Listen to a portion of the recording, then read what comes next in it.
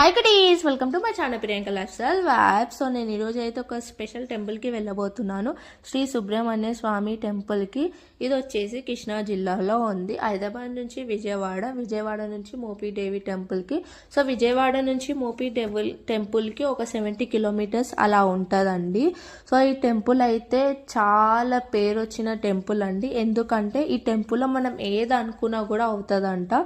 So మేమైతే టెంపుల్కి reach అయ్యాము. సో కార్ పార్కింగ్ చేసేసి మేము టెంపుల్లోకి వెళ్తాము. సో టెంపుల్లోకి వెళ్ళే ముందు మనకి టికెట్ ఇస్తారు. అక్కడ ఒక 50-100 అలా ఉంటుంది. సో టెంపుల్కి వెళ్ళామండి. మేము వెళ్ళి సుబ్రహ్మణ్య స్వామికి మేము దర్శనం చేసుకున్నాము. అక్కడ ఒక 10 మినిట్స్ పడిందండి. మేము కరెక్ట్ టైంకి అభిషేకం టైంకి వెళ్ళాము. అక్కడైతే చాలా పీస్ఫుల్గా ఉంది. టెంపుల్ అయితే సూపర్ ఉంది. అసలు తప్పకుండా మీరు విజిట్ చేయండి.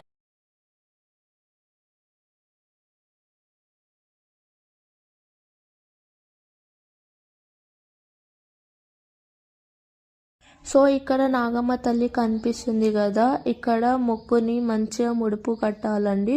ఉయ్యాల తీసుకొచ్చి దీనికి కట్టేసి మంచిగా మొక్కుకోవాలండి. ఎవరికైనా సంతానం లేని వాళ్ళు.